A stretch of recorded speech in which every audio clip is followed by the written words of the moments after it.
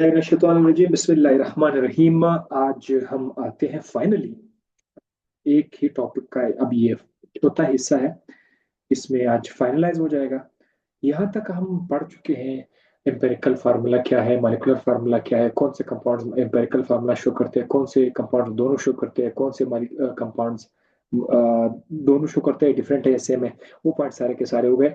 और फिर हमने ये भी देखा था कि एम्पेरिकल फार्मूला को फाइंड करने के लिए जो स्टेप्स मैंने बताए थे वो हमारे जहन में बैठे हुए हैं। स्टेप्स आपको याद है? पता करो कि नामालूम सैंपल में कौन कौन से कंपाउंड एलिमेंट्स है, सॉरी, कौन कौन से कार्बन है, नाइट्रोजन है, मैग्नीशियम है, क्लोरीन है, क्या क्या है। पहले वो पता करो, ये अक्सर आपको एक्सपेरिमेंट बताएगा। नंबर दो, उसमें एलिमेंट्स का मास कितना है। अगर मास आपने फाइंड करना है, एक्सपेरिमेंट वो भी आपको एक्सपेरिमेंट बताए। मास के बारे में बता चुका हूँ, दो तरह का मास है, एक वो है जो गिवन मास है, एक्सपेरिमेंट आपको बताए, और दूसरा कौन सा मास है जो आप पीरियोडिक टेबल से फाइंड कर लेते हैं। दो बातें हो गई। थर्ड, आपने परसेंटेज मालूम करना है, जो जो एलिमेंट है उनका परसेंटेज फाइंड करना है। परसेंटेज का तरीका मैं बता चुका हूँ। परसेंटेज के बाद उसी परसेंटेज की मदद से मोलर रेशो बनाएंगे, और वो तरीका भी मैं बता चुका हूँ। फिफ्थ, इंपेरिकल फार्मूले के लिए सिंपलेस्ट रेशो बना लेते हैं।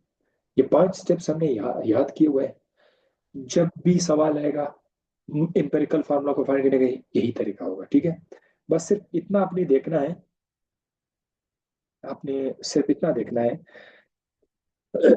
कि वो इनऑर्गेनिक कंपाउंड है या वो ऑर्गेनिक हाइड्रोकार्बन है। हाइड्रोकार्बन के केस में ये है कि कंबशन एनालिसिस आ जाती है, वहां पर कार्बन डाइऑक्साइड और पानी दिया गया होगा। आपने कार्बन डाइऑक्साइड और पानी से एलिमेंट का मास खुद फाइंड करना है। बाकी में सच ऐसा कुछ वो नहीं है, वो आपको खुद ही मास बता देंगे। भाई ये थोड़ा सा फर्क था। चले, अब सवाल ये है कि मॉलिक्यूलर फार्मूला को कैसे फाइंड किया जा सकता है। इसके लिए कोई ऐसा स्टेप नहीं है। आपने इंपेरिकल फार्मूला को याद किया हुआ है, बस वही इंपेरिकल फार्मूला उठा के उसको n के साथ मल्टीप्लाई करें। यहां पर अगर आप गौर करते हैं तो यहाँ पर n है, n। ये n कोई नंबर होगा जिसे हम लोग फाइंड करेंगे। ये एक भी हो सकता है, ये दो हो सकता है, ये तीन हो सकता है, ये चार हो सकता है, ठीक है, नंबर हो सकते हैं। ये n आप फाइंड करेंगे, उसको एम्पेरिकल फार्मूला के साथ मल्टीप्लाई करेंगे। मैं आपको एक मिसाल बताता हूँ। सपोज आपके पास एम्पेरिकल फार्मूला है C2H3। C2H3 ये एक ऐसा हाइड्रोकार्बन है जिसमें सिर्फ कार्बन हाइड्रोजन है, ऑक्सीजन नहीं है। अच्छा, ऑक्सीजन का होना लाजमी नहीं है हाइड्रोकार्बन के लिए, ठीक है। जब भी सवाल आएगा, अगर कोई हाइड्रोकार्बन में कार्बन हाइड्रोजन अकेले हैं तो वो लोग शो नहीं करेंगे इसमें ऑक्सीजन है। तो आप खुद ही पता चल जाएगा कि यार इसमें सिर्फ कार्बन हाइड्रोजन है। अगर किसी कंपाउंड में कार्बन और हाइड्रोजन ऑक्सीजन तीनों है तो सवाल लिखने वाला बताएगा कि इस हाइड्रोकार्बन में कार्बन है, हाइड्रोजन है, वो आपको बताएगा कि ये है, ठीक है। अब सपोज ये C2H3 आप लोगों ने इंपेरिकल फार्मूला फाइंड किया हुआ C2H3, तो फिर हम लोग क्या करेंगे, n की वैल्यू फाइंड करेंगे। सपोज n की वैल्यू फर्ज करते हैं, बाद में मैं बताऊंगा किस तरह n की वैल्यू लाते हैं। तो सपोज आपके पास n की वैल्यू आ गई 2, n की वैल्यू आपके पास 2 आ गई। तो आपने करना क्या है, इसको 2 के साथ आपने मल्टीप्लाई करना है। 2 के साथ मल्टीप्लाई इस तरह करना है कि सिर्फ ये जो नीचे नंबर है उसके साथ अपने मल्टीप्लाई करना है, ठीक है। सिर्फ नीचे जो नंबर है उससे मल्टीप्लाई करना है। सो 2 2 4, ये आएगा C4H6। ये आपका अब बन गया मॉलिक्यूलर फार्मूला। तो मॉलिक्यूलर फार्मूला बहुत ज्यादा आसान है। सारा मुश्किल काम इंपेरिकल फार्मूला का था। इंपेरिकल फार्मूला आपको बनाना पड़ेगा। हो सकता है कभी ऐसा सवाल भी आ जाए कि उन्होंने हलवा की तरह बनाया हो, आपको एम्पेरिकल फार्मूला दिया हो और एन की वैल्यूज भी आपको दी गई हो, और बोलते हैं मॉलिक्यूलर फार्मूला फाइंड कर, फिर तो और भी आसान है। या उन्होंने एन की वैल्यू नहीं दी गई हो, नहीं दिया होगा, फिर आप उसे फाइंड करेंगे, ठीक है। सपोज एक और कंपाउंड है C1H3O2। ये एक एम्पेरिकल फार्मूला सपोज। अब वो कह रहे हैं कि भाई इसका जो एन है वो 3 है। तो फिर आप लोग क्या करेंगे, अब इसके साथ मल्टीप्लाई करेंगे। हाँ, C1 है तो 3 1 3, ये C3H6 क्या हो जाएगा, 9 हो जाएगा, और O2 क्या हो जाएगा, 6 हो जाएगा। तो ये उसका मॉलिक्यूलर फॉर्मूला है। यानी सारा कमाल एन का है, एन फाइंड करना पड़ेगा। अब आप लोग आ जाओ, ये एन कहां से फाइंड करें, इधर आ जाए। एन को फाइंड करने के लिए मॉलिक्यूलर मास आपको अच्छी तरह से पता है, जो जिन जिन चीजों का मॉलिक्यूलर मास है, या इसका मॉलिक्यूलर मास जो मॉलिक्यूल की शक्ल में एग्जिस्ट करते हैं, मॉलिक्यूलर मास है, वो आप लोग ऊपर लिख के, लाइन के ऊपर लिख दे, और नीचे इंपेरिकल फार्मूला का मास लिख दे। इंपेरिकल फार्मूला का मास आप लोग खुद से फाइंड कर सकते हैं, क्योंकि कैसे, क्योंकि आपके पास इंपेरिकल फार्मूला है। मैं एग्जांपल आपको बता दूं। फर्ज करते हैं आपके पास एक कंपाउंड है, उसका इंपेरिकल फार्मूला आपने बना लिया। फर्ज करते आपने बना लिया कि इंपेरिकल फार्मूला ये है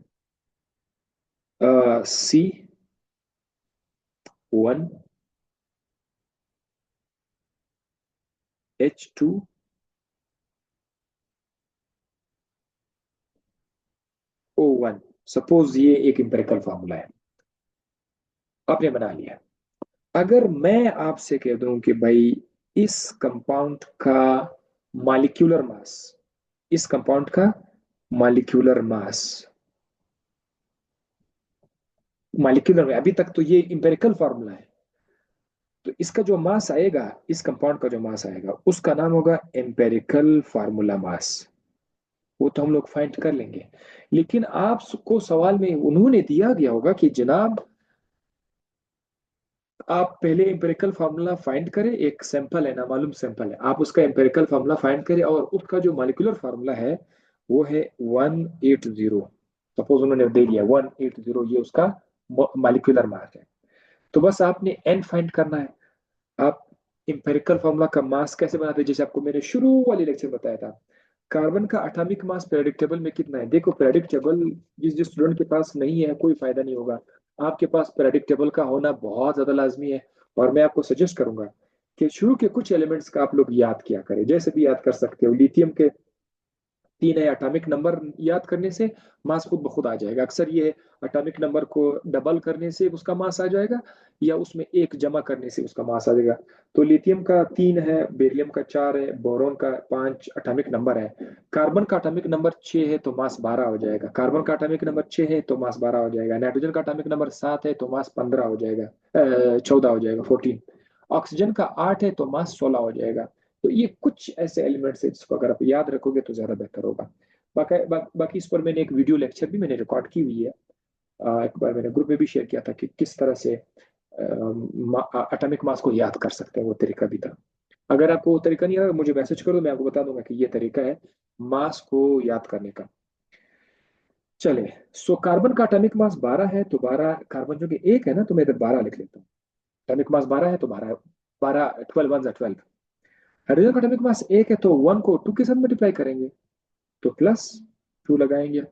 एक हाइड्रोजन का मास एक है ना, तो अगर आप उसको 2 के साथ मल्टीप्लाई करेंगे तो 2 आएगा, तो उसका मास 2 आ गया। ऑक्सीजन का मास कितना है, एक ऑक्सीजन का एटम मास 16 है, 16 को भी एक से मल्टीप्लाई करिए, आ जाएगा ये। अब 16 2 12 कितना बनता है, ये बनेगा 32। 10 26 28, ये वो 30 बन गया ना, 30 बन गया। ये जनाब, ये जो 30 है ये आपका फार्मूला मास है। ठीक है, ये आपका फार्मूला मास बन गया। अब आप लोग लाइन के ऊपर मॉलिक्यूलर मास कितना दिया हुआ था, 180। ये आपको ये आपको सवाल में, ये आपको क्वेश्चन में दिया गया होगा। सो इसीलिए आप इधर ऊपर लिखा करें मॉलिक्यूलर मास, मोलर मास। उन्होंने आपको मॉलिक्यूलर मास दिया होगा, ठीक है। नीचे जो है इंपेरिकल फार्मूला मास, जैसे अभी मैंने आपके सामने फाइंड किया, आप लोग भी, जाहिर है आपने इंपेरिकल फार्मूला फाइंड किया हुआ, तो इंपेरिकल फार्मूला का मास आप लोगों ने फाइंड करना है। 30 को 180 पे डिवाइड करें तो जीरो जीरो के साथ कैंसिल हो जाएगा, 3 1 3, 3 6 18। इसका मतलब ये है कि हमारे पास एन आ गया, सॉरी एन आ गया 6, एन 6 आ गया। तो अब आप लोग क्या करें, 6 को मल्टीप्लाई करें इंपेरिकल फार्मूला के साथ। 6 को मैं इधर लिख लेता हूँ, एन इज इक्वल टू 6।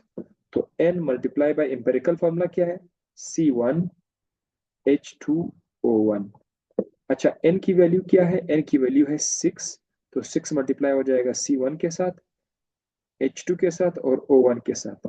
ये आ जाएगा 6 1 जा 6, हाइड्रोजन की बारी है, 6 2 जा 12, ऑक्सीजन की बारी है, 6 1 जा 6। तो ये देखो, ये मैंने मॉलिक्यूलर फार्मूला बना लिया है, ये उसका एम्पेरिकल फार्मूला था, और यहाँ से ये मैंने से मॉलिक्यूलर फार्मूला बना लिया।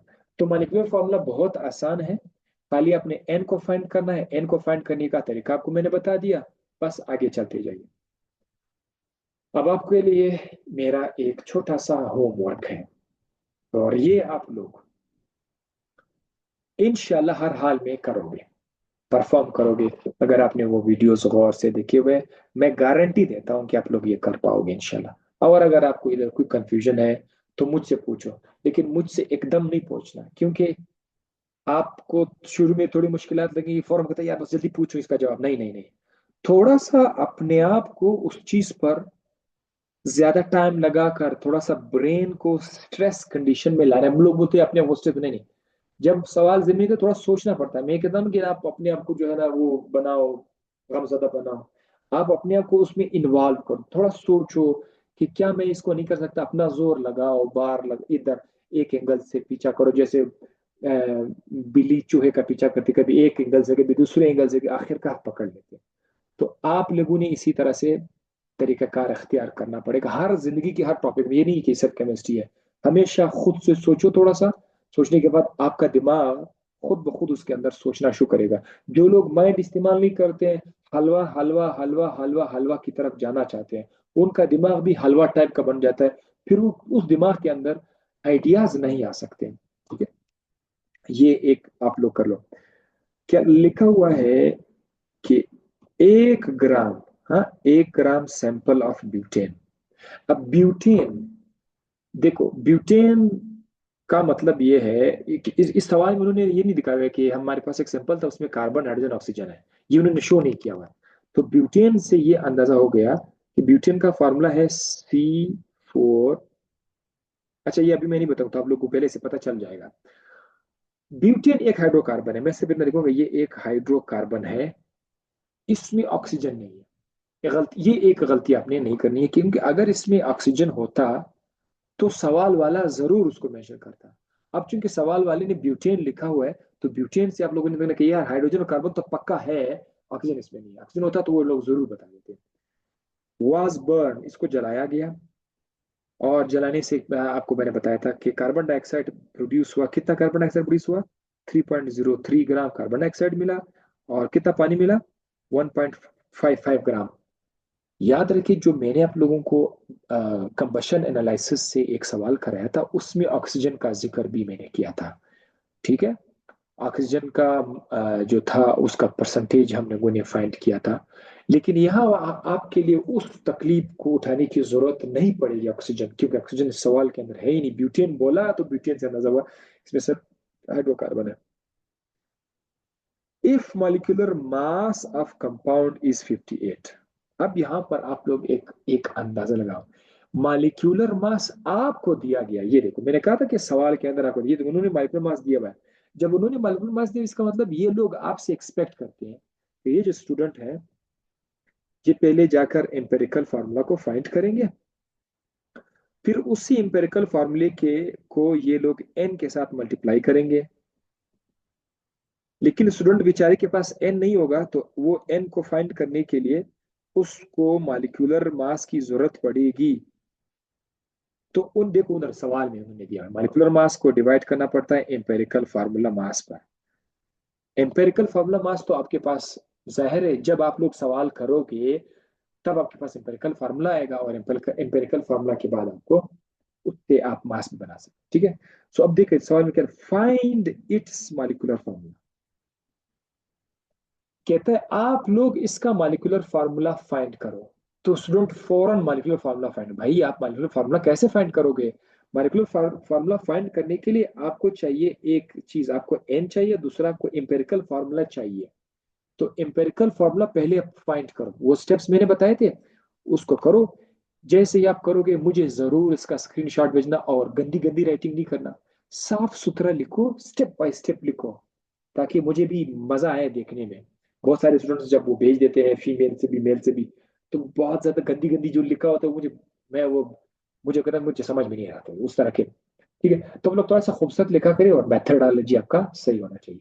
मुझे स्क्रीनशॉट भेजिए ताकि मैं आपको बताऊं कि आपका ये सवाल दुरुस्त है या नहीं है, और कहाँ पर गड़बड़ आ रहा है वो मैं आपको बता दूंगा। ठीक है, सो ये आप लोग करो, इंशाल्लाह फिर आपसे दोबारा मुलाकात होगी। इस चैप्टर का यहाँ तक था ये, तकरीबन तकरीबन ये समझो कि एंड हो गया है।